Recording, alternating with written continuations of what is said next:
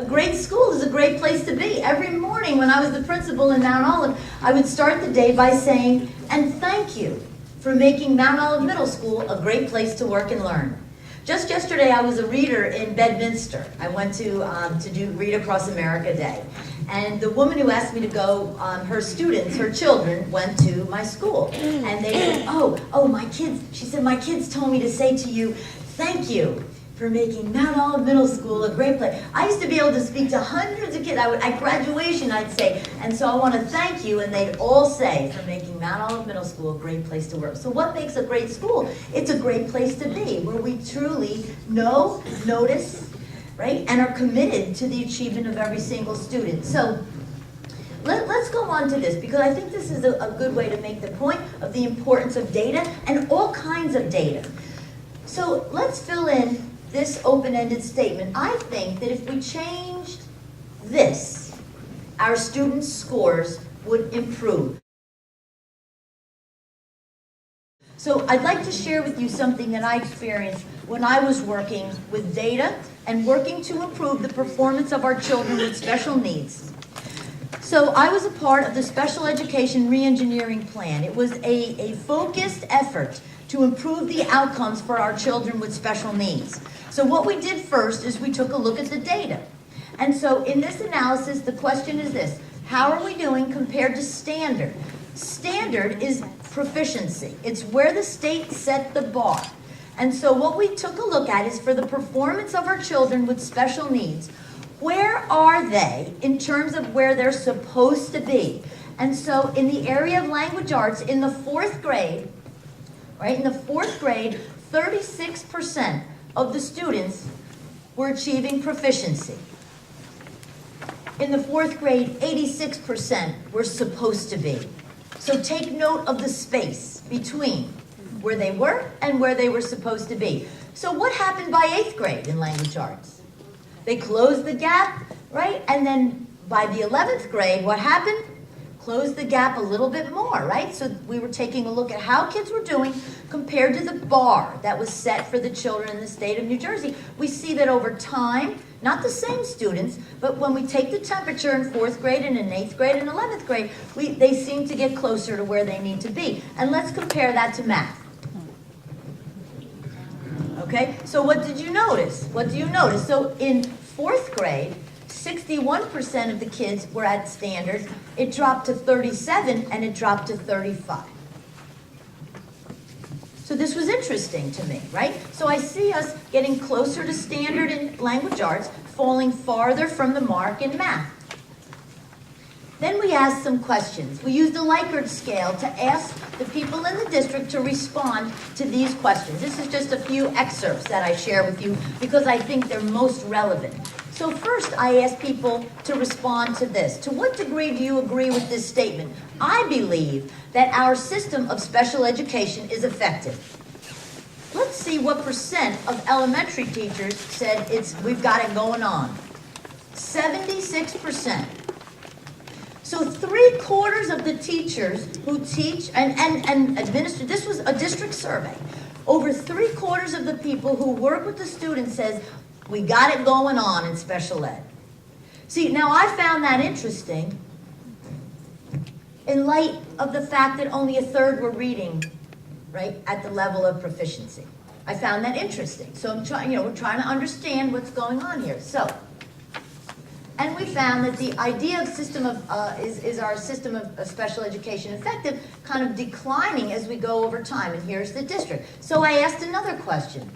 I believe that if we changed the way we work with our special education youngsters, they could achieve at higher levels. You see here, all I'm trying to understand is, do you believe that if we work a little differently, a little harder, a little better, might we do better with our kids? That's really what I was asking. And it was interesting to me that in elementary school, only 50% of the teachers and the leaders were willing to say, yeah, I will give you that. Only half. Now, it rose up to 71% in the middle school, and I'm going to share with you why I believe that's so. This is my hypothesis.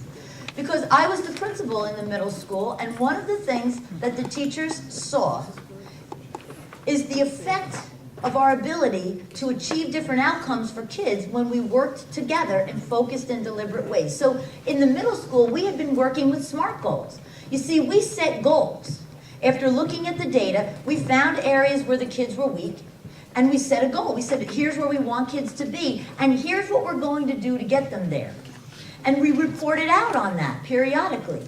And so 71, see, they had seen the benefit of focused, deliberate effort. That when we collaborate, when we really work together, we can get a different result. So the high school then went down to 59%. And here's the last one. This was sobering for me. We asked this question. I believe the majority, not all. Does it say all? Because you know what happens when you talk about children with special needs. People go right to the child who's not communicative, right, who is the most impaired child, who they say, how is he ever supposed to? Yeah, okay. But you know what? The fact is that a child such as that does not represent the majority of children who have special needs. The majority of children with special needs are SLD, have a specific learning disability.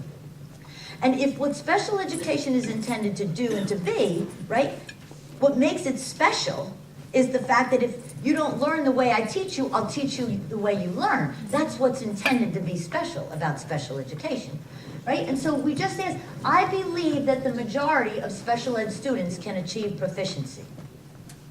And if nothing else that I have shared with you kind of causes you pause, I hope it's this. I hope it's the very fact that you are wondering, what is the influence then when 31% of the people in our elementary schools working with our special ed youngsters even believe that they can be proficient? In what way do our expectations shape our outcomes? Now, the data is really very clear that our expectations shape the way we work. It's the way we teach, the way we plan, the way we assess, the way we respond. All of that is affected by our belief systems of what's possible. Do we believe only AP kids can be successful, or do we believe that we can truly work with kids all along the continuum? And why is it that the high school teachers who got the kids when they were most behind over the course of their years in school are the most optimistic? I found that fascinating. So my question to you is, what opinions do you suffer? I believe that one of the most important things that we needed to do was to name the fact that there are perceptions, there are belief systems at work that shape our outcomes. In fact, when I talk to groups about our mission, as I see it, to graduate all students career and college ready, the first thing I ask people is, do you even believe that that's possible? Because if you don't believe that, A, we can graduate all kids, let alone career and college ready, then I would be willing to say that's the first thing we have to name and address. Because it changes the way we work. Don't you? You know, you have worked with people who you could tell they don't believe in me. You know that. The kids know that, right? Teachers know that. We know that. No one has to say it. We know it. So what opinions do you suffer? I'm going to share with you some that I have suffered. First is the belief that special ed kids are better served in special ed classes. Are they? No. Well, that was rhetorical too, but thank you. I don't know. I don't know what happens in your district. But you should. Because if you were setting up more restrictive settings, resource centers, and self-contained, and special needs children are never included in those general education classrooms, you need to look at the data to say what happens to kids over time.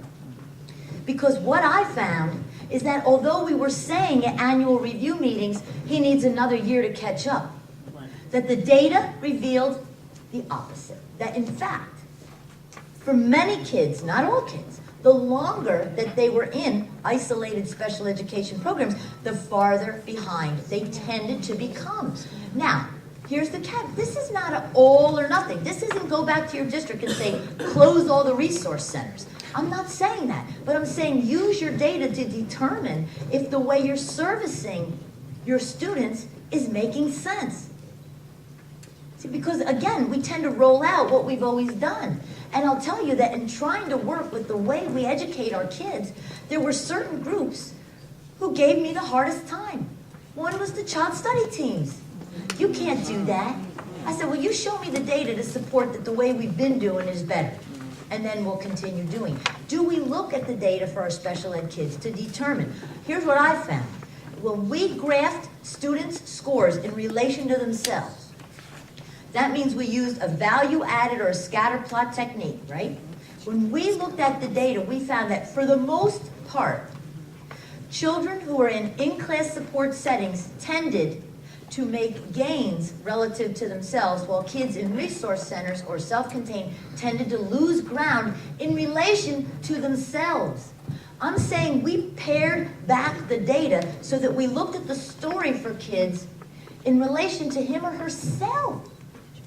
See, and so if you look at the data beneath the surface and you find, for example, a kid in a GT class is a 292 and then a 270 and a 252, and if you don't look below the surface and look at the child compared to him or herself, then you may just look at the percent in proficient, advanced proficient, and partial and say, we're doing fine.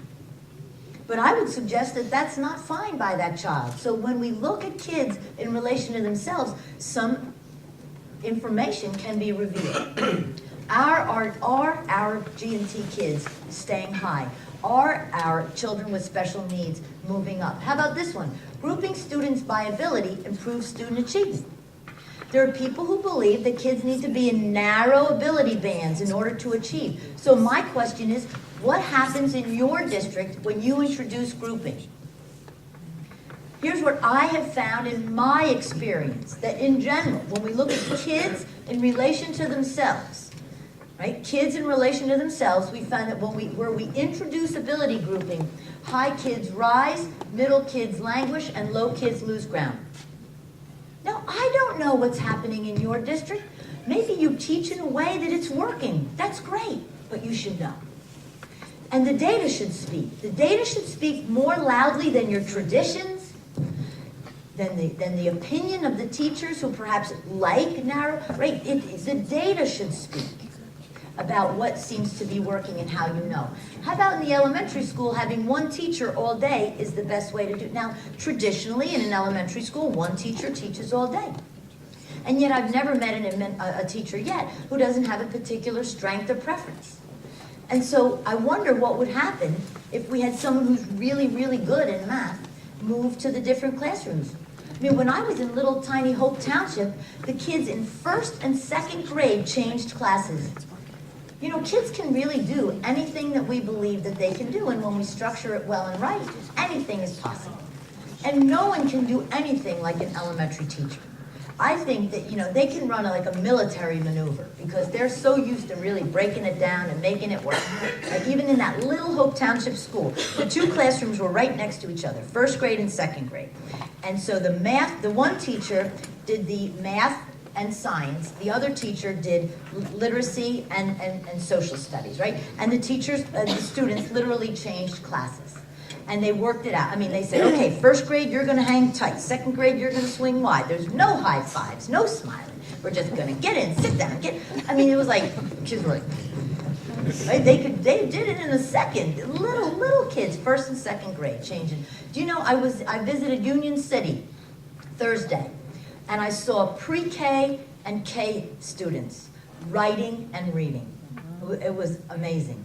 They can do it, right? Here's one of the concerns that I have found. I have visited pre-K and K classes that ask more of the kids and they deliver more than first grade. I mean, so we really, really have to take a look at what we're asking of kids and what we believe they can do. Union City, doing a fabulous job.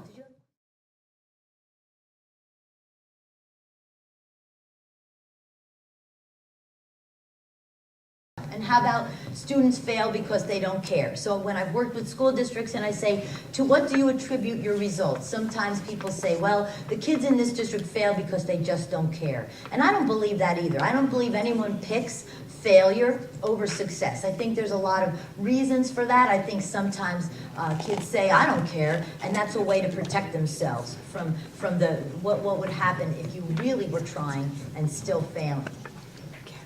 So leaders need to be able to use data to evaluate progress and performance, to establish goals and mobilize efforts, leverage resources, inform practice, guide decision-making, and measure, monitor, and market results.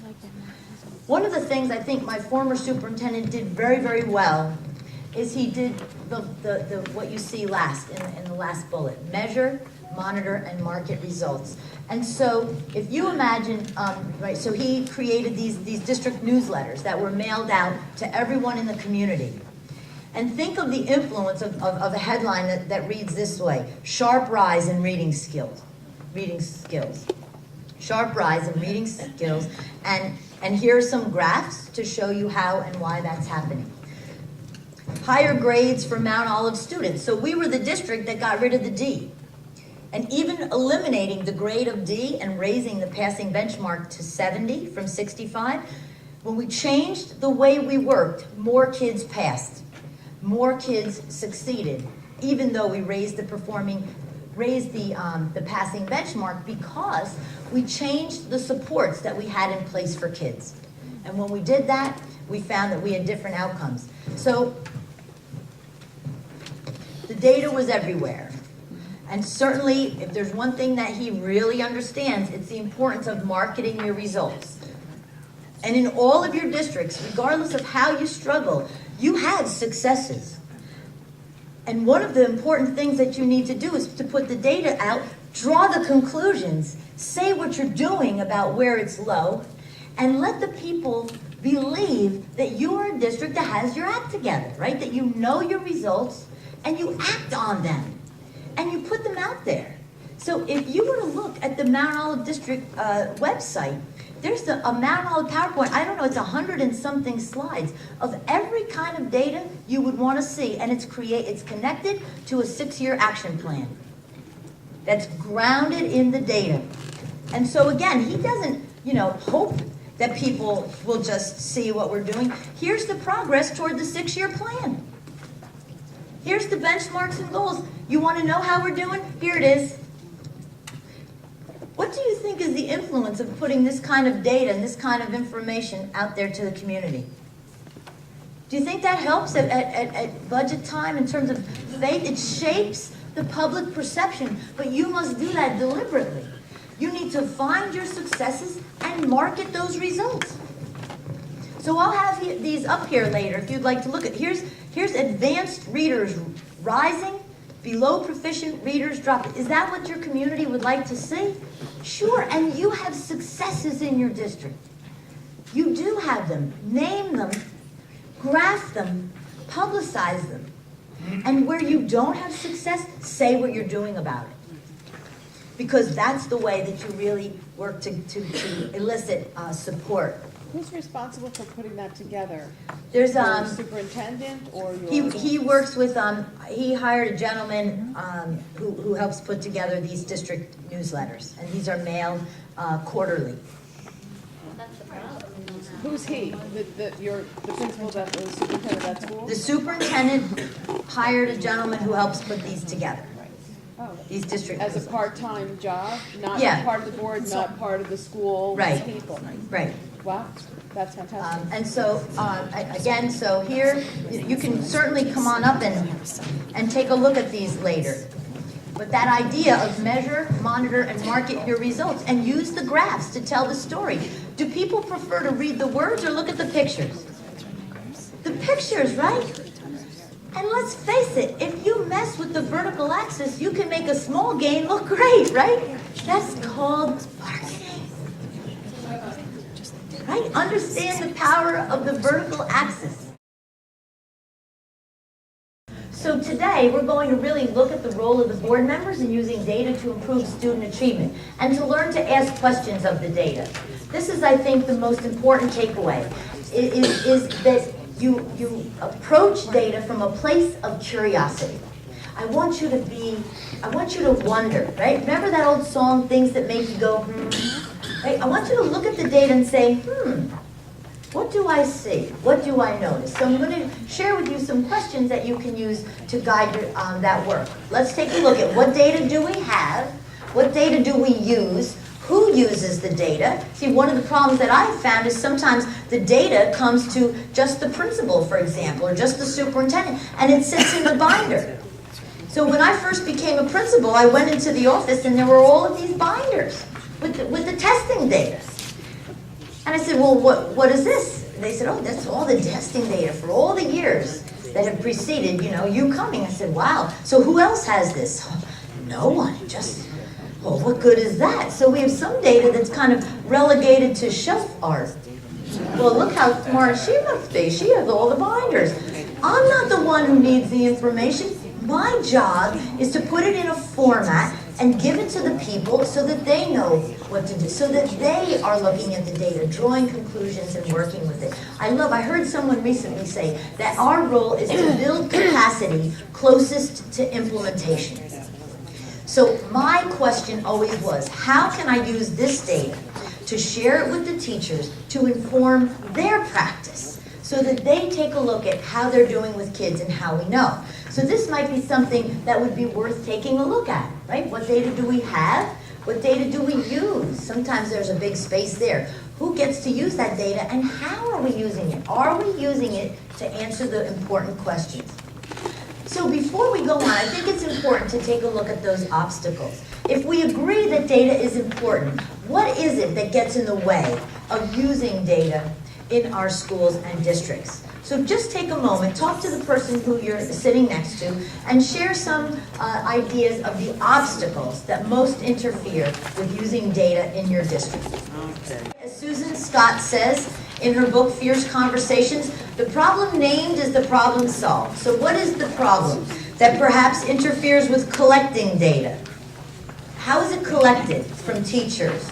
So, is a teacher 6 months down the road, as we heard earlier, having to fill in all the testing data manually, right? Because sometimes if we do it on computer, it's lost. So how is the data collected, right? The very collection. How is it analyzed? Is it analyzed, right? What are the obstacles that get in the way of analysis? Is it that we don't know how? Is it that we're not willing? Is it that, it's not in a form that we can use? What about the sharing and reporting of data? That looks kind of funny the way it's printed in the top, but that's the sharing and reporting of data. Does that come back to what you were sharing earlier about how do we get it out there now that we don't have a budget that supports a lot of public relations, public communications, for example? How can we really get it out there? And the use of the data itself. Because the data is important in that it should cycle back and inform our work. And we should constantly be using data in a very purposeful way to inform our work and to make those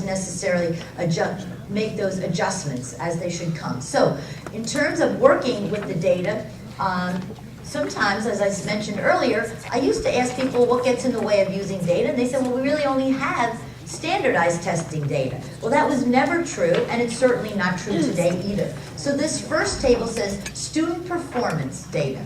These are data sources with key results. So a key result is anything with a number attached. So all of these data sources have numbers attached. And in other words, you could take a look at, for example, how many students are in basic skills and how many test out. And what would happen if we changed basic skills to a push-in model as opposed to push-out? I don't know. But if you look at revising your programs and you see what the data says, then you make informed decisions about what way of working elicits the best results. If you look at, for example, honor roll, high honor roll, discipline incident issues, when we graphed our discipline data, guess what we found? Which is the month you would most not want to come to school? March.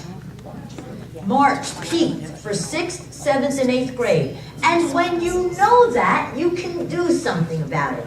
The beauty of the data is it elicits awareness. First, we have to just know.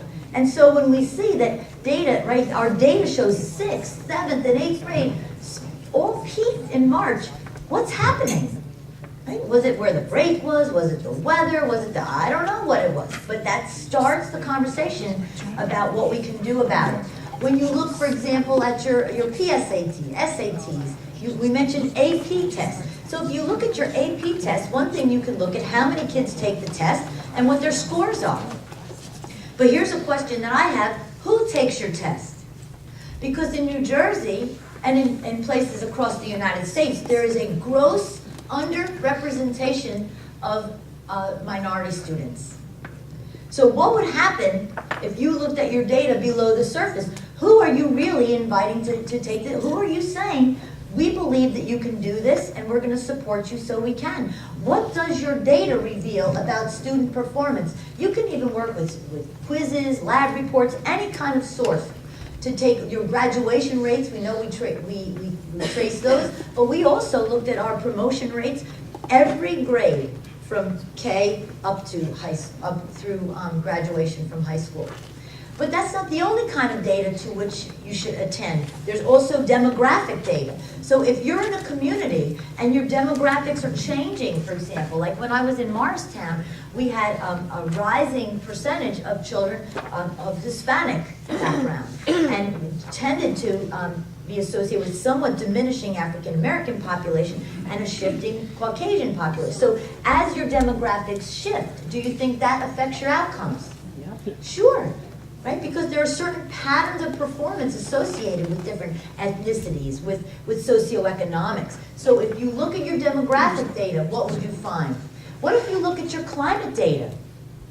What does it feel like to go to this school? So in Mount Olive, the superintendent required that we did survey data every year. We asked the kids, what's it like to go to this school? We asked the teachers, what is it like to work in this school? And we asked parents, what's it like for you as a parent and to have your child enrolled in this school? And the survey data, again, gives you great insight into what you have. And the Department of Ed has a free survey tool that's available. That if you do that and you gather that data, how would you then represent that data so that you can use it to inform your work? And the resources. What resources do you have? I've worked with a district that's on paper, I said, look at all the computers you have. They said, yes, but none of them work. Well, that doesn't really count, right? Just dust collectors. So what resources that you have? Some of the folks have said that as our money has, our funding has changed, this was the, as our staffing has changed, this is the input. So how do the resources that you have connect to some of your outcomes? Now here's a little bit about data basics. So I'm going to teach you a little bit about the data basics, and then we're going to take a break. So let's just make sure that when you're looking at the data, you understand how you need to analyze it. When looking at data, it's always important to look at it in regard to 3 reference points. First, how are we doing compared to standard? This is a fixed measure of proficiency. What is the score that is equated with proficiency on the New Jersey Ask? 200, right? And advanced proficient? 250. Okay, so that's a fixed bar, right? It's like going to Great Adventure. In order to go on the ride, it says you have to be this tall, right? That's a fixed measure. Proficiency is a set line. The second question is, how are we doing compared to ourselves? In this analysis, it's as if you took the roof off of your house, right, your school, and you looked inside, and you asked 2 questions. First, in a given year, how do different groups do in relation to each other? For example, how did our girls do as opposed to our boys? Low socioeconomic versus high. Our African American versus Asian, Caucasian, right? So you're looking in your house in a specific year, you're asking the question, how did we do compared to ourselves? The second analysis is how do we do compared to ourselves over time? So now we're looking back and we say over these 3 years, here are our outcomes. The final analysis is how are we doing compared to others? And this relates to your question, sir, about mountain lakes. So my question would be, well, do you consider mountain lakes a fair comparison, and how would you define that? Is it a fair comparison? We could probably have this debate for the rest of the day, and we probably would consider the liveliness of this group, right? Well, is it fair, perhaps, if in Jersey City, people are coming to the board meeting saying, why aren't we getting the same results as Mountain Lakes? Right? Because you pointed out that the neighborhood from which the context, right, for the kids is different. So that idea of a fair comparison is one that you should decide. Because if you don't decide, others will decide it for you. Well, here's what we need to consider. On what basis would you consider others to be a fair comparison? This is relative performance.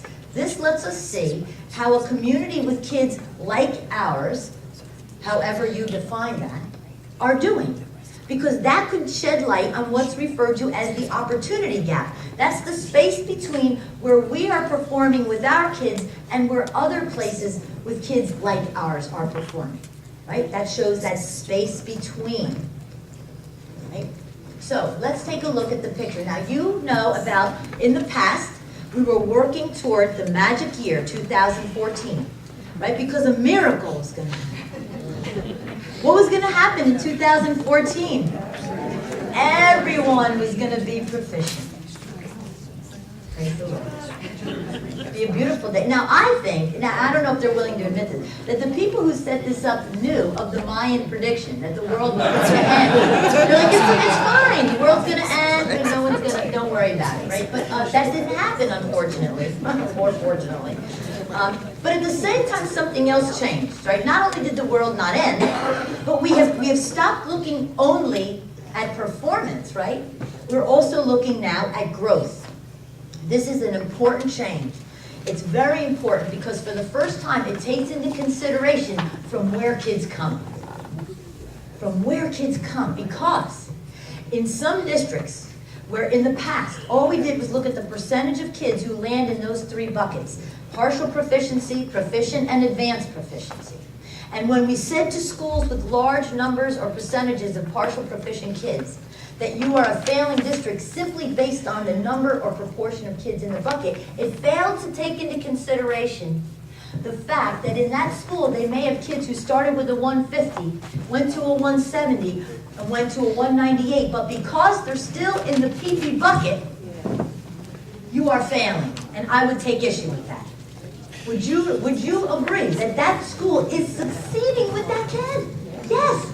And see, one of the great sins to me is that perhaps in the affluent districts, because a large proportion of their kids end up in the AP bucket, they don't stop to see that the kids are going from 290 to 270 to 252, which is equally inexcusable. And so now we're looking at both.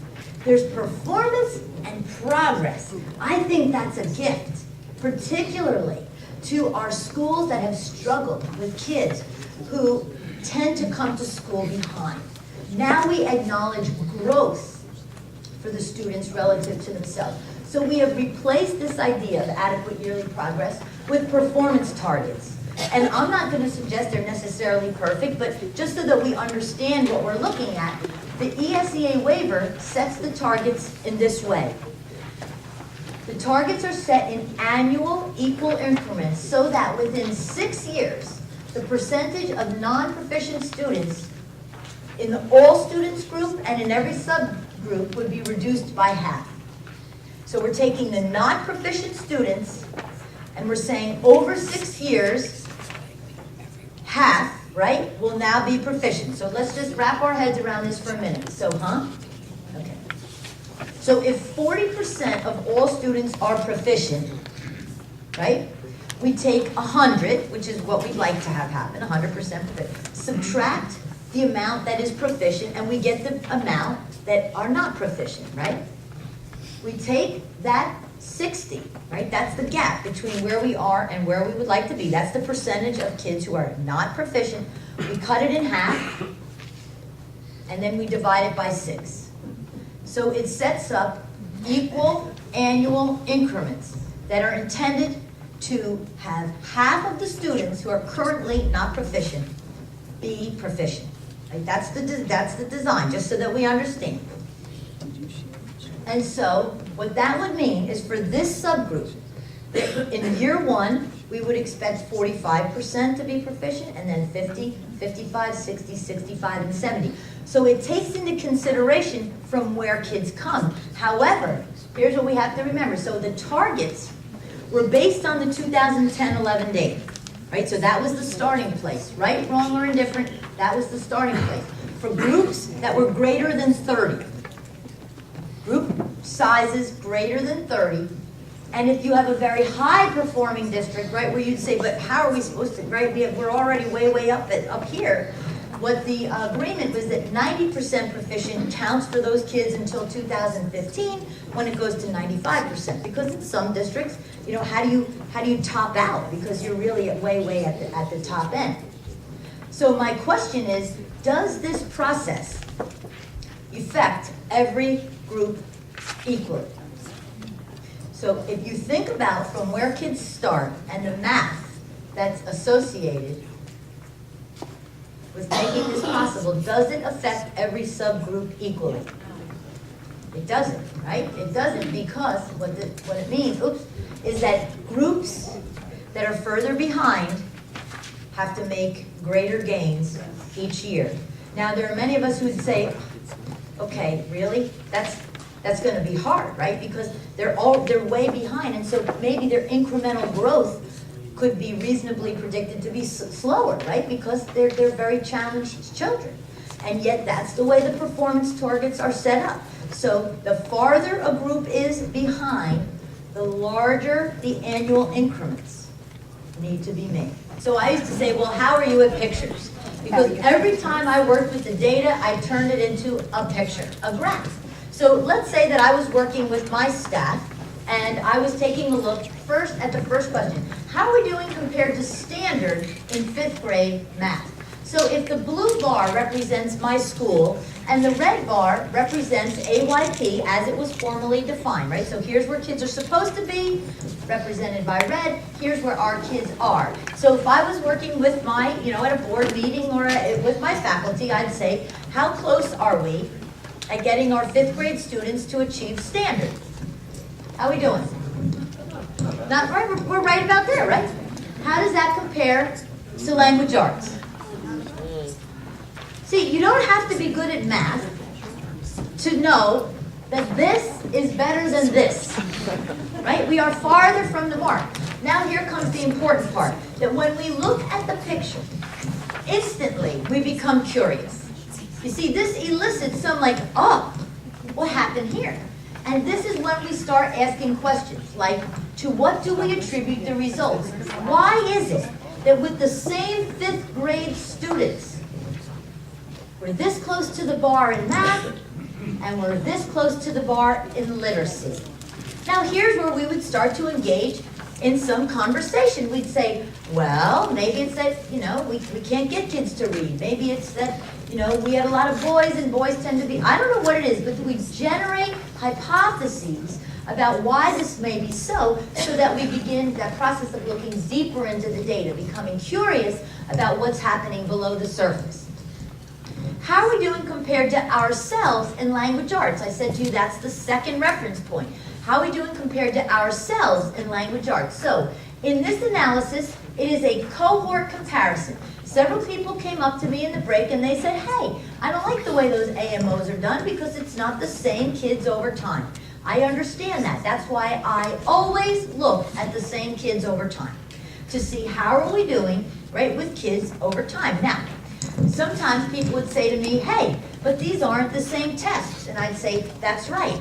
And as the score, right, so to speak, as what it takes to get a 200 becomes more challenging, I expect us to be preparing kids to achieve to that level, right? And so in language arts, let's take a look at what we found. And I disaggregated general ed versus special ed because I was very curious about those populations, and I looked over time. So here's my general ed kids, and here are my partially proficient, my special education students in literacy. So hold this picture in your mind long enough to compare it to this. We did a cohort analysis for math, and this is what we find. Language arts, Math. What does that cause you to wonder? Well, why is it that the general ed kids are up high? They said they drop a little bit here, but we really see a steady decline for the same kids over time. The same kids over time. Why are more of our students falling farther from the mark?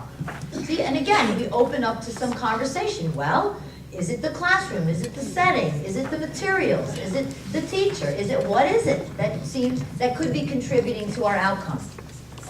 Now we add a horizontal line to say, how are we doing compared to standard? So the standard was defined in the solid line, and ourselves in language arts. Now in this analysis, I said the other way to look at how we're doing compared to ourselves is the same year. So this is all data from the same year. And this is our 6th graders, and our 7th graders, and our 8th graders. So are these the same kids?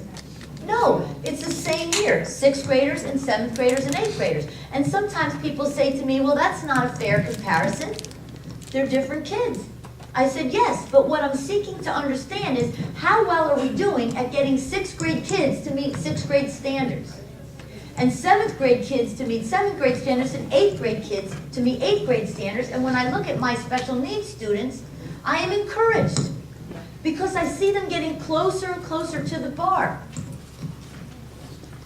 And I'm worried about math. I'm worried about math. Why am I worried about math for my special education youngsters? They're falling farther and farther from the mark. That's not the direction I want them to go as the principal. Right? And so we need to ask some questions about that. What's going on? Now, if I'm the principal, I'm curious. Right? So what do I start doing? I go in the classes more. I take a look at what the teachers plan, what the teacher teaches, how the kids are assessed, what we do with the kids when they don't get it. Take a look at what's happening in that classroom so that we can decide, should we keep placing kids, right, in the same programs or with the same teachers or in the same, like, what is happening for the kids as we move over time? Then we looked at this, how are we doing compared to others? So in this analysis, we have our school. The school is represented in purple. The DFG, right, our district factor group, is in red. And the state is in this cream color. So if I was a superintendent and I was looking at my data, I would be concerned. Because I see that, at least in this analysis, when I look at my students, bless you, in relation to the district factor group, which is generally schools that are in other locations with similar socioeconomics, and the state, we seem to be doing less well than all of those comparisons. So again, I would seek to understand what might be contributing to those outcomes. So my question for you, if you were going to compare your schools or your district to another district that you think is a fair comparison, what factors would you use? Would you use schools that have the same class size average? Maybe. Would you use schools that have the same district factor group? Maybe. How about free and reduced meals? These are not farms like corn and cows, okay? Like, who cares about farms if she's from the country, you know, those country people? No, free and reduced meals. How about the percentage of kids who are learning to speak English? How about the percentage of kids who don't have anyone at home who speaks English? Does that affect our learners? You know, sure, so we might want to look at that. How about issues of the percentage of kids with special needs? When I've worked with some districts, they say, yes, many of these factors are important, but one of the issues that challenges us is student mobility. We have kids come and go and come and go. They said we should replace the door from, you know, one that goes like this to a revolving door. And so what I've said to them is, so if you look at your student performance and disaggregate it by years in the district, what do you find? Right, so I was working with a superintendent who was really getting hammered by the board because they said, what's going on with our results? Why aren't kids doing very well? And they had said to me that we have a very transient student population. I said, well, have you disaggregated the data by years in district? They hadn't. When they did, guess what they found? The longer the kids were with them, the better the kids did. And in New Jersey Smart, you can easily disaggregate by years in district. But if we don't know to ask that question, if we don't become curious about the kind of factors that influence our results, we draw conclusions that may not be fair or right. Now, in some places, they've said, yeah, you know, Tracy, student mobility, that's important. But you know what we really suffer? Teacher mobility, which is just what Jerry was saying, because if you work with a school where as soon as a teacher comes, they get the job because it's the first place that'll hire them. And they do their mentoring, they get their certificate, and then they leave to go to another district, right? Then they take the training and all that was invested in there with them. And that school doesn't have the benefit of a trained cadre of professionals. So teacher mobility is a huge issue as well. And it's not often accounted for in any kind of a ranking. How about cost per pupil, what you invest, how many hours kids go to school, the ratio, all of those things, maybe none of them you may think is important. But when you go to sites such as this and they rank districts, you need to ask yourself on what basis have they ranked these schools. So on schooldigger.com, right, where we work with very tech-savvy parents and public, if you were to log on schooldigger.com, it's cute as anything. It's got a little puppy butt, right? That sticks up. So you could look at your school where your children attend, and what you have to ask yourself is, do you think this is a fair comparison? What are the factors that influence student outcomes? And you need to establish a fair comparison, or people will do it for you. We know that when the test scores come out, right, the Star Ledger or any of those media sources, they tend to say, oh, here's the school performance. So you need to get in front of that and say, well, we think, based on these characteristics, this is a comparable population. Now let's see how we do compared to them. Because if you don't define it, as I say, it will be defined for you. The mean is very affected by extremes. And it's a way of being really savvy, I'll say, about using the data. So if I was in a small district, like when I was in Hope School, and there was, my daughter, when she was in 8th grade, there were 21 8th graders. And I understand the power that each 8th grader has on the overall outcome, as opposed to in Mount Olive when there's 400, right?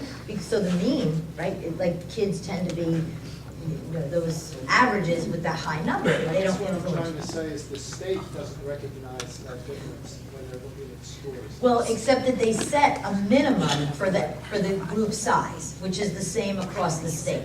So that those aren't publicized in the same way if you have a very small number of students. But you're right, if you have a bigger group, then if it's over 30, then they do report on that.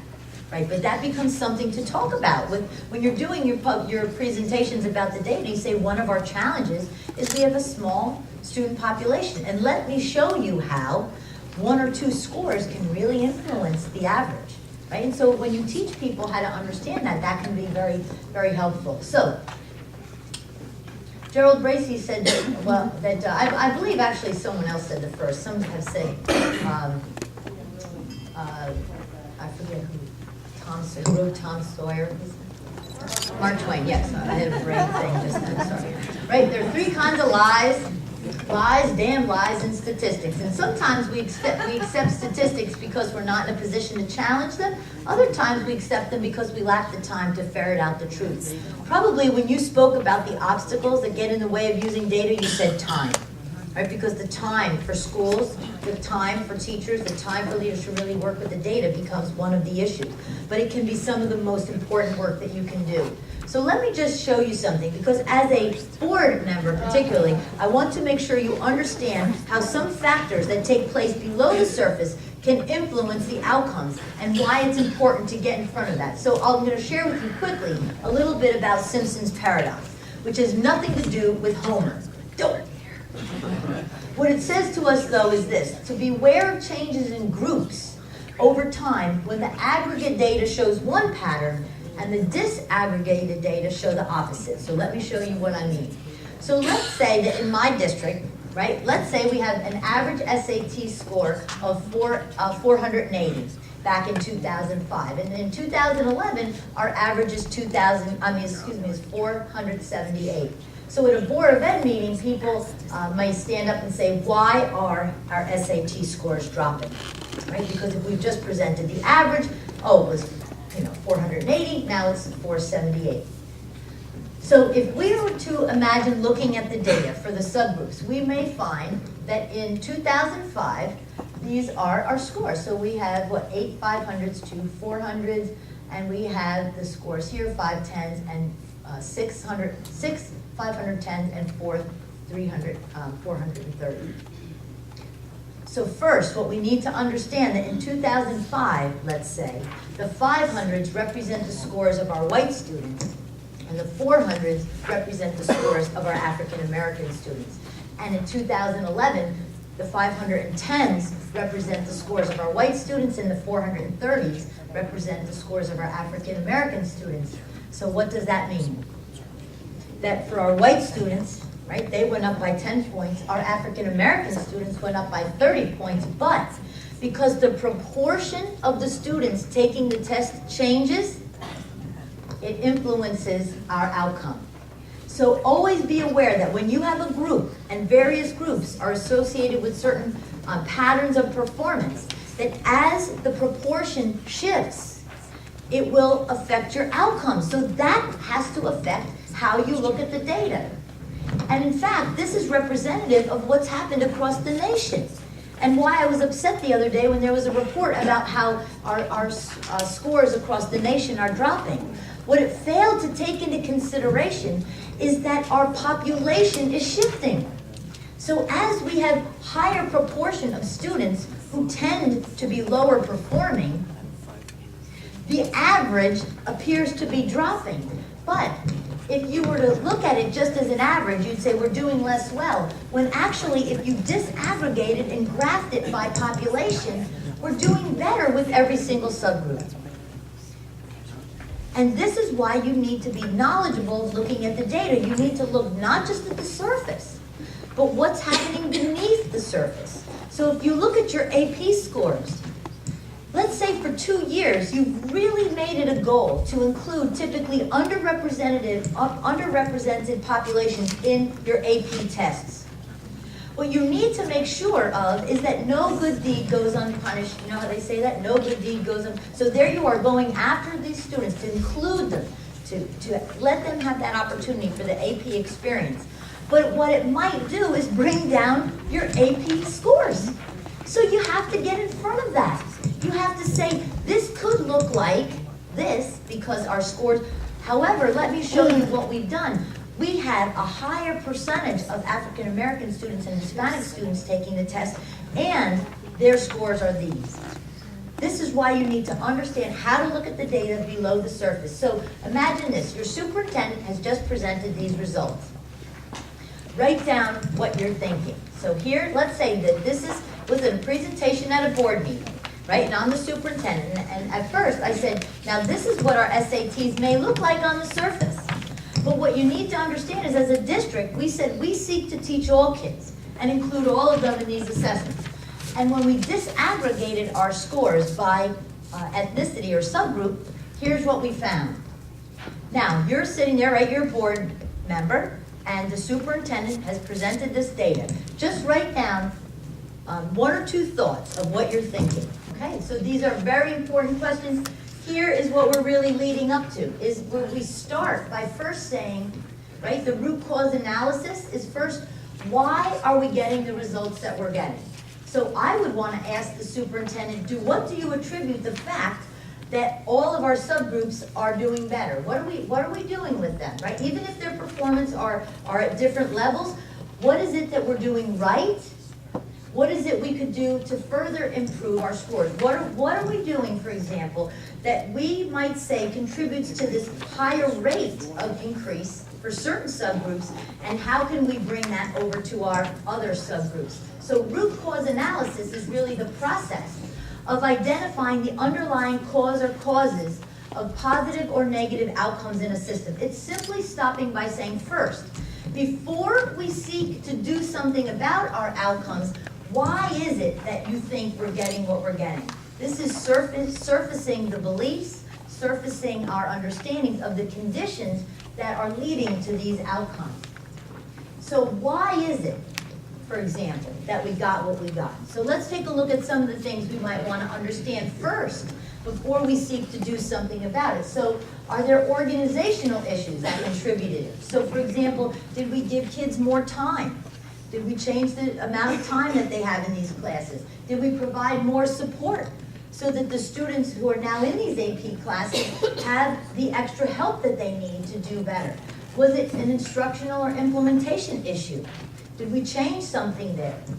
Was it an environmental issue? Some external force, for example, that may have contributed. So when we do root cause analysis, right, so Paul Proust has this book on root cause analysis, what he suggests is that in order for us to capitalize or further develop the reasons that are contributing to our improvement, we need to name them first. Say, well, what did we do? What did we change? What have we done to get these results, right? Or what are the things that are getting in the way? Are we not providing the support or assistance for the students who need it? First, seek to understand, why do you think we achieved these results? Why did scores go down? Why did scores go up? And what can we do about it? So every time that I put data in front of teachers, leaders, anyone, these are the 4 questions that I seek to involve them in answering first. What trends do you find in the data? When you look at the data, what do you see? Secondly, to what do you attribute the results? We really need to come to understand our attributions. Do we think that our student outcomes have everything to do with things that lie outside of our control? Or are there issues that we control? So when I have done work with districts, for example, and I say, to what do you attribute your scores? And all of the results have everything to do with issues that lie outside of their influence or control. Well, they come from a bad neighborhood, their parents never read to them, they're poor. Well, then I'm concerned, because there are things that we can do better and differently to elicit a different effect. When I've done this with staff, I've done these attributions. I said, okay, why is it we're getting what we get? And we've used Post-its and put them all on the Post-it notes. And I said, now sort them into those areas over which we have control and those over which we don't. In some places, the lion's share of those attributions all lie outside of our control. And while that may be a factor that influences, we can't stop there. We have to take a look at what we can do with our kids. Ways to change our support, ways to elevate our expectations, extend the day. What is it that we can do that we have control over to achieve a different result? And the attributions are critical. The attributions are absolutely critical. And then, what questions come to mind when you look at the data? For example, teachers might say, well, what would happen if we taught this before that?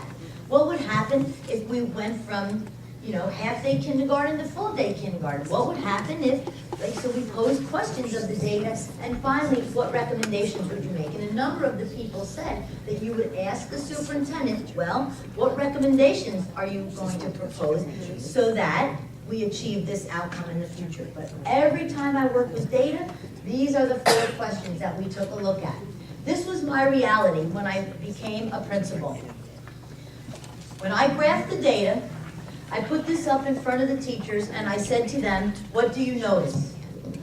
So when we looked at our scores over time, we saw that our general ed kids were doing well and staying high. Now for the folks who've talked to me about, well, we're from a very high performing district, what I would look at is the percentage of kids who are advanced proficient. Because what we worked with then in Mount Olive, right, was not the percentage of kids who we sought to make proficient, but advanced. Every principal in the district was held to this outcome.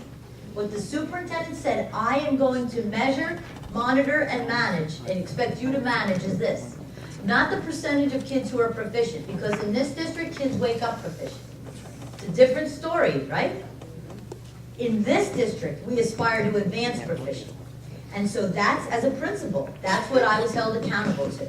And so my graphs tracked advanced proficient, not just for my general ed kids, not just for my Caucasian rate, right? All of my kids. I broke down the data and tracked advanced proficiency for every group.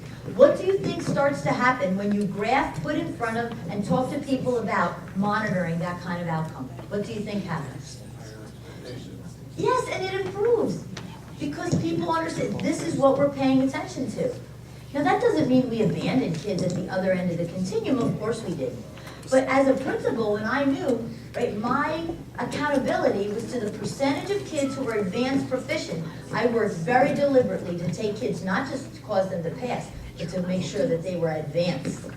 And that changes how you work. So my reality at the time, when I first came to the school, was this, that we saw that general ed kids were doing well, and that special education students for 3 years and in 3 different subject areas were losing ground.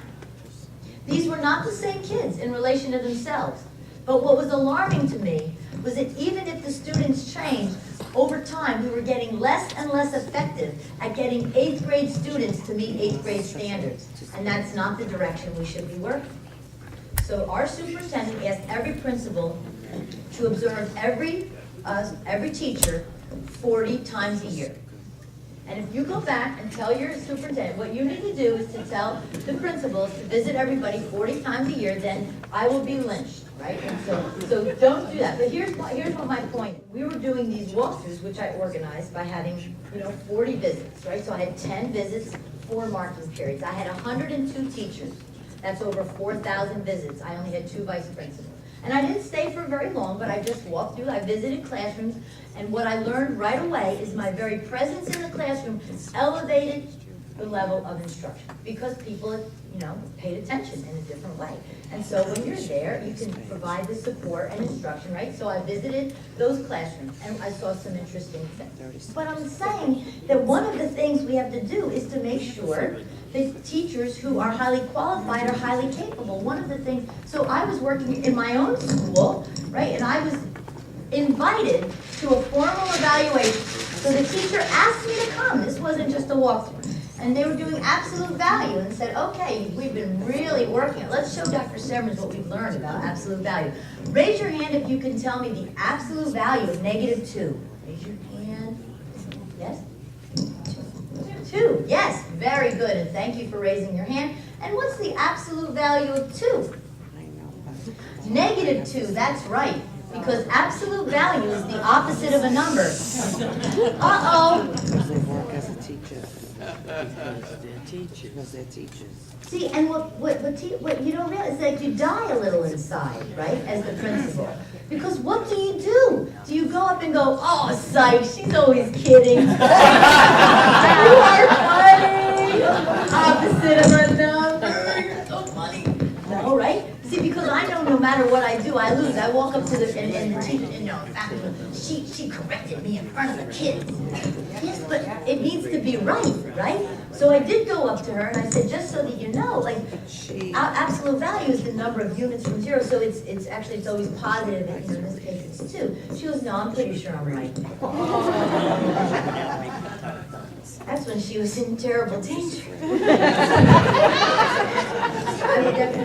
So I said, no, I explained to her, but that's okay, because she talked to the in-class support teacher and found out that, in fact, I was right. And she said, I'll correct it with them later in study skills. But here's what I did. I changed the way we taught math to our special ed students so that no students had just a special ed teacher. Everything was co-taught math classes. And I had co-taught, so the math teacher and the special ed teacher were together with the students in the room. Because I wanted every child to have direct access to someone who really understands the math. And this is based on the New Jersey standards and what was. And if you look at the Common Core standards, I'm telling you, it asks more. It asks more of our teachers and leaders. And so we really need to do the professional development. This is where you come in, understanding that we need to do the professional development to provide teachers with the content and the pedagogy to teach to these new outcomes. Because these new outcomes are also going to be measured by these new assessments. There are ways, right? When you look at, for example, this book, How It's Being Done, Urgent Lessons from Unexpected Schools, there are schools with very challenging populations that are doing amazing things. I think we need to seek to understand how they're doing it.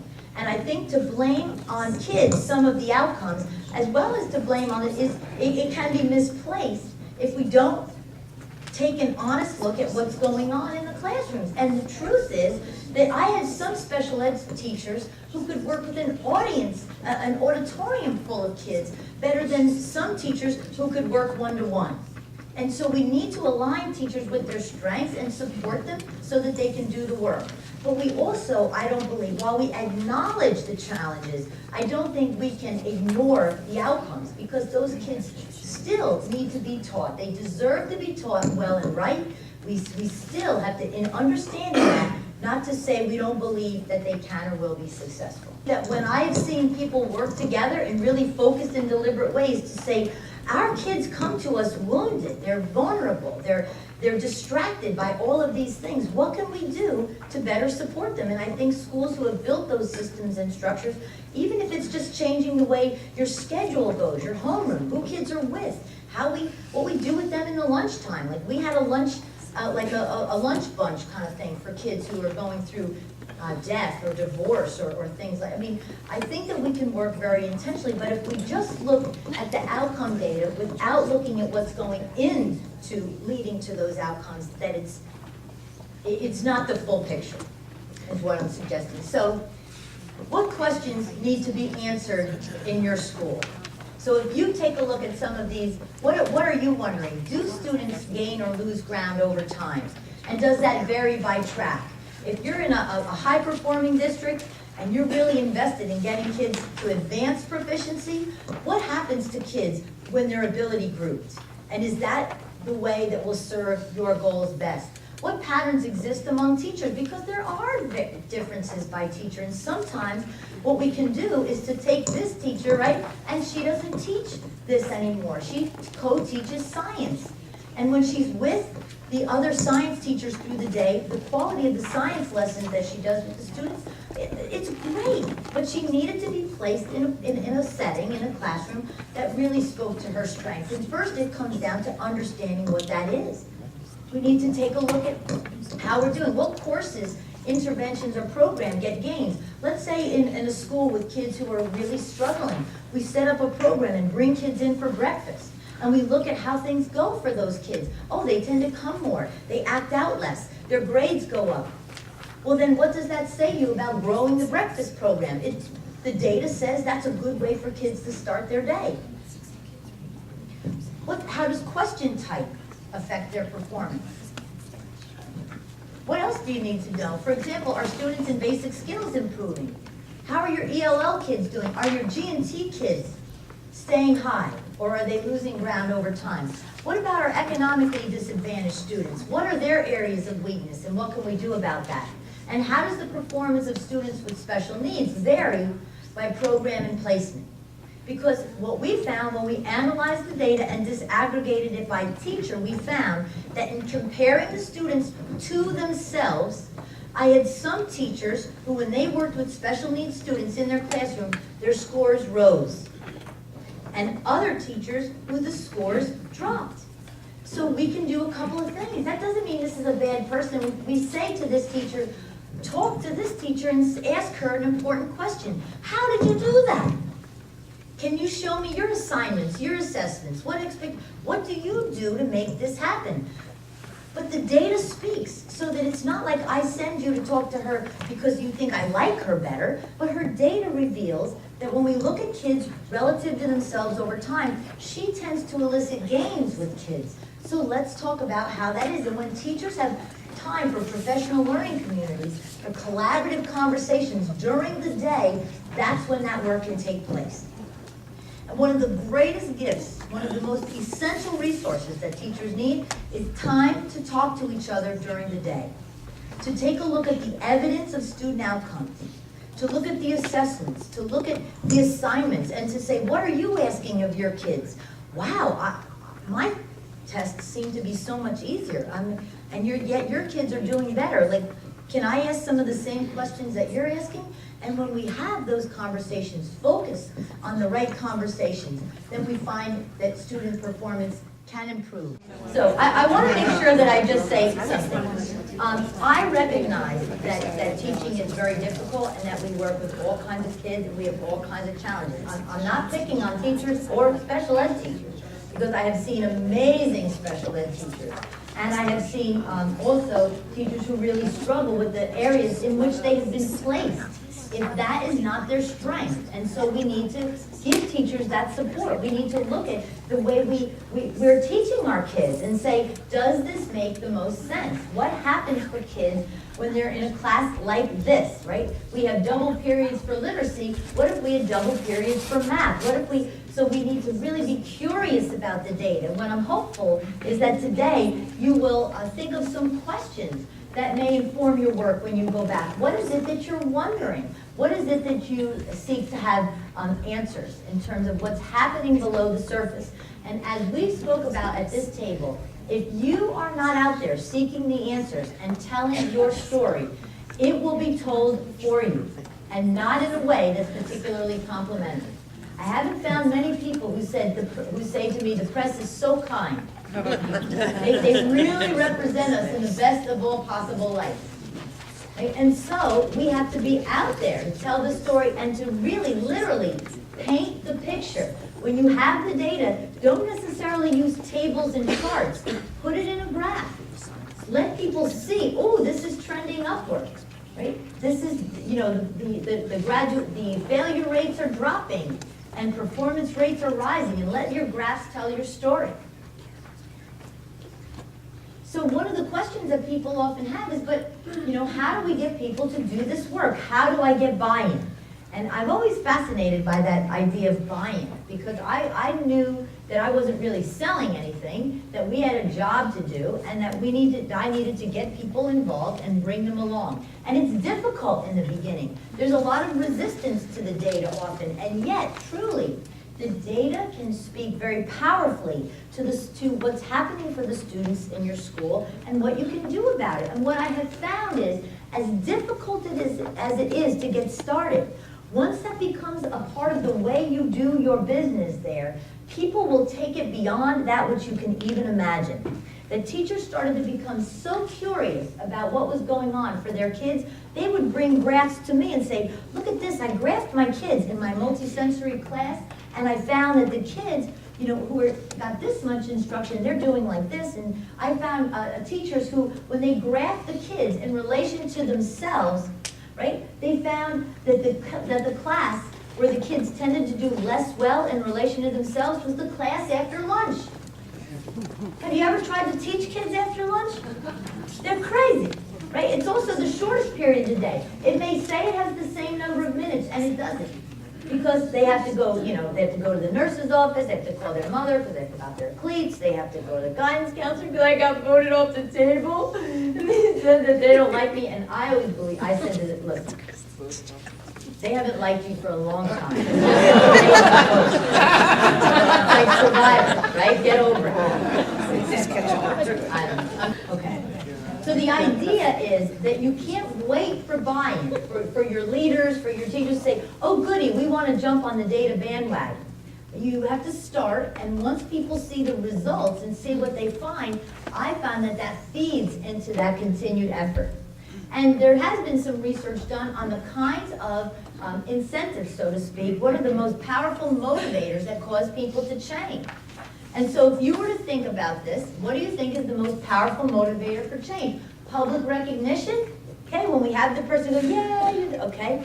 Private recognition, when you go to the teacher and say, good job, right? Just, you don't say it in front of everyone because you don't want her to get beat up in the parking lot, right? So we don't, Bonuses, here's a bonus, here's a threat. Actually, what they find is that data, when students work and graph their own performance, we've had a lot of success with teaching students how to graph their own progress and performance.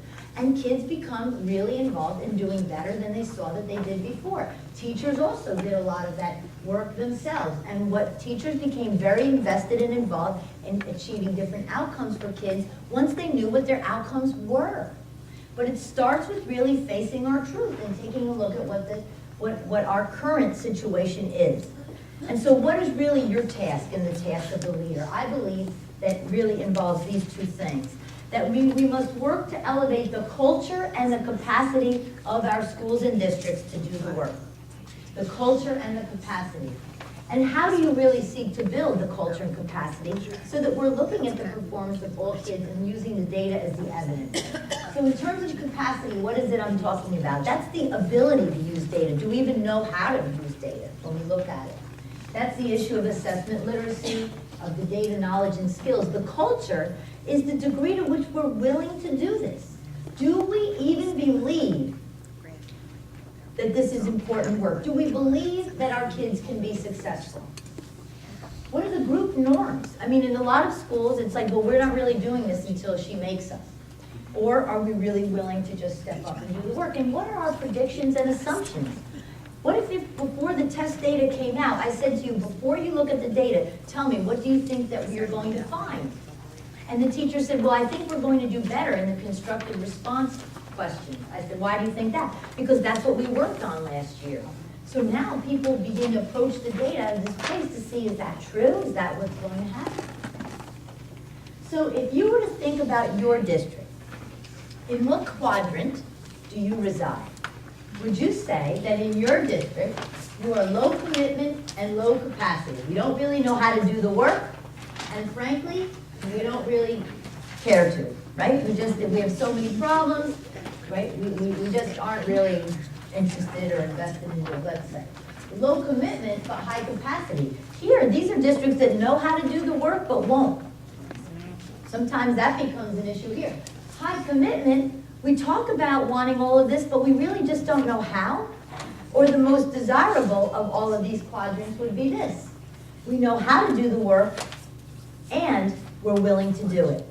We're willing to roll our sleeves up and really take a look at how our kids are doing and how we know. So I'd like you to just take a moment, particularly if you're with someone from your own district. Where do you think you reside? Which quadrant do you think your district is in? I think that one of the things that is very important is to have an honest assessment of where you stand currently. That there are some districts who are truly, I believe, standing in their own way. So much more focused on the deficits of kids, so much more focused on the problems that they struggle to see the opportunities to improve. I really think we have to look for the glimpse of light. We have to move kids toward, if they're not there or close, what could we do to move them toward the outcomes that we want for kids? What is really the culture of our school and district? And many times it takes on the character of the leader. So if there is leadership that's saying, well, what can you expect? Our kids will never be proficient. I would say for sure, I would bet money they never will. And if we continue to work toward making more closer to proficiency, that is the path that you will take. I absolutely believe that. I have faith in our teachers and our leaders and our learners. And I believe parents want good things for their kids. They don't always know how. But one of the things that we often have to name is just, where do we stand? And one of the hazards at times of being the leader, and often I was accused of be very optimistic about where we were and where we were going, is that one of the things that sometimes happens when you become the leader is people stop telling you the truth. Right? They start saying, oh, everything's rosy. Oh, that was a great professional development session. Then on the way out, they're like, that really stunk. That's an hour of my life I'll never get back. Right? And so someone really needs to speak the truth. Now, I think we need to do that in a way that's appropriate, that doesn't make the little hairs on someone's back of your neck stand up. But we really have to be honest about what we really believe and what we see as possible. I needed people in my building to come and say to me, Tracey, I know that you've been working really hard on this PD, and I know you're really invested in presenting it to the teachers, but it's snowing, and they're going to be so distracted that's going to really get in the way of their ability to hear this, and for them to believe that you care about their safety. You'd be better off canceling and going back. And so having someone to speak that kind of truth to me was a great service. One of the things that I always worked on, as delicately as I could, was to also learn how to speak truth to power. Right? So how could I speak truth to the superintendent to say, I understand you're ambitious, I understand there's a lot going on, and yet, I just need you to understand there's almost so much going on right now that we're feeling really stressed.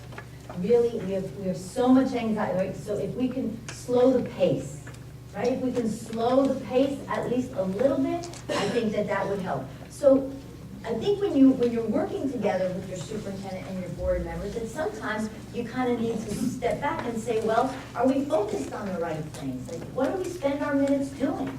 Are we really talking about teaching and learning, or how much air is in the dodgeball? Right? Because that seemed to be a lot. We seem to, at times, spend a lot more time talking about, who was mowing the lawn or plowing the parking lot than teaching and learning. And so you can tell me all you want what you really care about, but your real values will be revealed in how you allocate your time, in what you talk about at your meetings. That's really what is most evident. I've been in board meetings, much more conversation was spent talking about whether rec could use the buildings for free and what that means, and who's going to pay the custodian, blah, blah, blah, blah, blah, blah. Then I'm like, oh my God. Been talking about what we were doing to support teaching and learning. So how do we get there? Well, Tony Wagner says the real methodology for system change begins and ends with ongoing, authentic conversations about important questions. Much of your data work can and should start with questions, with a sense of open curiosity. What happens for our kids, right, between kindergarten and grade 3? So if we were to look at making a pledge, right, what would happen if we decided that all kids must leave 3rd grade reading on grade level? Let's just say we started with that notion. What would that mean for how we teach kids K to 2? I think one of the issues that we have with 3rd grade literacy is that if we don't have kind of systems in place to take the temperature along the way to know how kids are doing in kindergarten and in 1st and in 2nd, 3rd grade's late to find out that kids are below grade level. So a good question is, what do we do to monitor student achievement in those early grades? And so if you were to ask that question, you might find out, like we did, we had a lot of assessments that measured literacy, very few that assessed math. So when we did our own little assessment audit and we took a look at from K to 12, what are all the assessments that we give and what do we get from them? What we found is that we had a lot of redundancy in literacy and we had some real gaps in math. And so if we want to address this issue of over-testing, well, what do we currently do? And what do we get from that? Do we need to make any adjustments in our whole assessment schedule? Because there does need to be time for teaching as well as the testing, though assessment truly, in my opinion, can be one of your strongest leverage points for student achievement. That assessment done well and right with timely constructive feedback for kids is one of the most powerful practices to improve student achievement. That's the key, that it's done well and right. Do we know who is doing how well on what, and then what do we do about that? So how do we focus on those important questions? I really like Michael Fullen's work. He talks about taking a system perspective. And this is probably very familiar to you as board members. You perhaps are more inclined to take a system perspective than sometimes principals are. But I believe very strongly that as the middle school principal, I need to care as much about the elementary school program as the high school, because it's the system that really matters. So it's a long quote. I'm going to just be quiet, give you a chance to read it.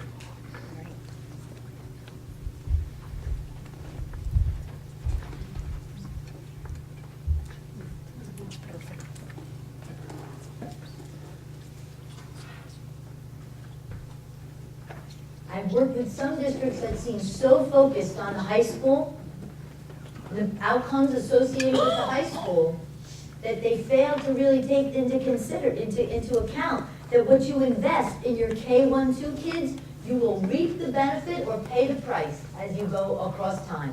I really believe one of the best investments you can make is in your K-1-2 program, pre-K 1-2. That everything you can do to invest early and to avoid the likelihood of the need for special education, so we really cause kids to do well early, you will reap the benefit tenfold in terms of your investment.